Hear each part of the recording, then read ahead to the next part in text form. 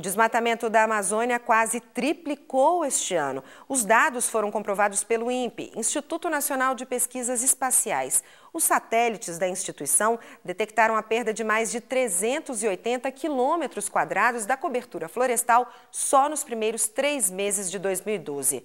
Para proteger a maior floresta tropical do planeta, o Ministério Público Federal entrou com ações em 6 estados contra o INCRA por desmatamento irregular. O que era para ser solução virou problema. O desmatamento ilegal em áreas de reforma agrária já representa 31% da devastação total na Amazônia. Responsável pelos assentamentos na região, o INCRA, Instituto de Colonização e Reforma Agrária, foi apontado como principal responsável pelo prejuízo ao meio ambiente. A falta de assistência na instalação das famílias assentadas levou o Ministério Público Federal a mover ações contra o INCRA em 6 estados: Pará, Amazonas, Rondônia, Roraima, Acre e Mato Grosso. A responsabilidade é do INCRA, porque ele coloca a família no assentamento e não dá assistência técnica para aquela família. Então é preciso que o INCRA faça a gestão do seu território, dê assistência técnica, dê condições para aquela família produzir. Quando ele não dá assistência técnica adequada, aquela família é cooptada por um madeireiro, por um empresário da região, e isso acaba fazendo a exploração predatória daquela área e, grande parte das vezes, quando acaba essa madeira, inclusive abandona aquela área, ou seja, a reforma agrária sequer atinge a sua finalidade. Os números mostram que até 2010 o INCRA foi responsável pelo desmatamento de mais de 130 mil quilômetros quadrados, um crime ambiental registrado dentro de 2.163 projetos de assentamentos administrados pelo órgão. A área devastada corresponde a 100 vezes o tamanho da cidade de São Paulo, ou ainda a 60 milhões de campos de futebol. As ações relatam à Justiça Federal os danos em cada estado. Em comum, o Ministério Público Federal pede a interrupção imediata do desmatamento em áreas de reforma agrária, a proibição de novos assentamentos sem licença ambiental, um plano para licenciar os assentamentos já existentes e a recuperação das áreas devastadas num prazo de 90 dias a 1 ano. Os prejuízos ambientais são estimados em 38 bilhões e meio de reais em consequência do desmatamento em áreas de reforma agrária.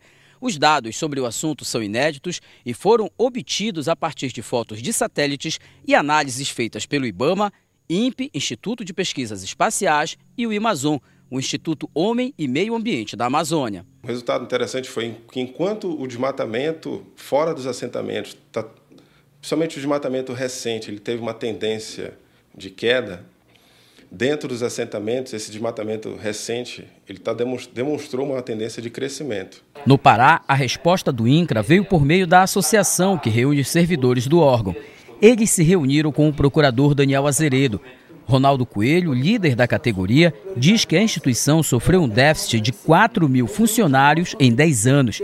Atualmente, o órgão tem um profissional para cada 250 famílias assentadas na Amazônia, o que favorece, segundo ele, a ação de madeireiros e grandes empresas dentro desses assentamentos. Essas pessoas que hoje se dizem aliados deles estão lá enquanto eles têm o que oferecer. Porque depois que eles não têm mais nada o que oferecer, tanto madeira, como carvão, como o minério, eles já não são mais nenhum importante para essas pessoas ligadas a essas atividades. Essa situação não é boa para ninguém, não é boa para a sociedade, não é boa para o meio ambiente, não é boa para os assentados, nem é boa para o INCRA. E a gente espera que no início de uma parceria a gente consiga resolver o problema que a gente colocou na ação judicial.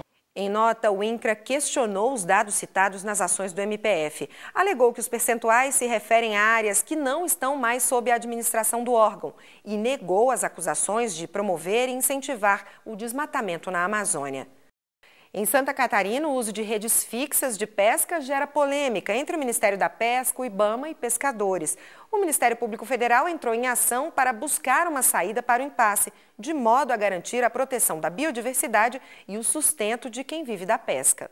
A notícia de que o Ministério da Pesca tinha liberado o uso de redes fixas para pesca no litoral sul de Santa Catarina foi recebida com entusiasmo pelos pescadores de diversas colônias. Mas a Portaria 54 do IBAMA, editada em 99, proíbe o uso de redes de âncoras mochas para fixação de redes de emalhar. Isso porque estas redes de pesca são fixadas a uma distância muito grande da praia e deixadas no mar por vários dias, o que em muitos casos acaba provocando a morte de animais de diversas espécies que ficam presos. O que significa a pesca predatória para a fauna ictioteológica? Redução do estoque pesqueiro. Isso tem um grande impacto não só ambiental, mas também na economia do Brasil. O Brasil tem uma economia na questão da pesca significativa no cenário mundial. Então não é só uma questão ambiental, a gente pode também analisar, do ponto de vista econômico, né, e da própria alimentação da nossa população. Só em Santa Catarina, até este mês, mais de 5.000 animais foram mortos no litoral sul por causa da rede fixa de pesca. Para garantir a proteção das espécies nativas da região, a Justiça Federal de Criciúma reconheceu, com base em ação do Ministério Público Federal, a ilegalidade da portaria número 17 de junho de 2012. Que liberou a utilização da rede fixa. Além da ameaça à fauna marítima, o Ministério Público Federal alegou risco a banhistas e surfistas e prejuízo à pesca artesanal, o que afetaria o ganha-pão de muitos pescadores. Hoje, os nossos pescadores estão muito mais conscientes, até por conta da atuação das colônias de pescadores que prestam informações. A própria imprensa tem um papel muito destacado de orientar, de levar informação, e o que nós esperamos é que as normas sejam cumpridas e que essa atividade seja desenvolvida com todas as cautelas, para que se evite exatamente esse cenário muito bem descrito. A pesca com redes fixas estava permitida entre os municípios de Laguna a Passo de Torres. Depois do reconhecimento da ilegalidade, a Justiça pediu a instauração do inquérito civil público. A intenção é saber agora se houve improbidade administrativa na aprovação da portaria 17.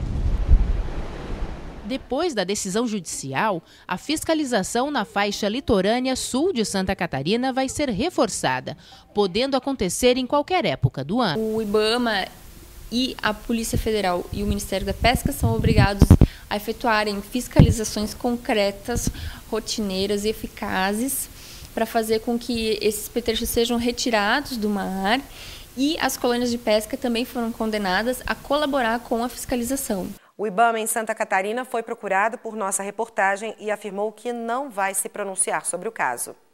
Quer participar do nosso programa? É só enviar sugestões pelo e-mail interessepublico@pgr.mpf.gov.br. Para rever alguma reportagem, acesse o site www.pgr.mpf.gov.br no link Interesse Público. O programa também pode ser visto no YouTube no endereço www.youtube.com/tvmpf. A gente fica por aqui, obrigada pela companhia e até a próxima semana.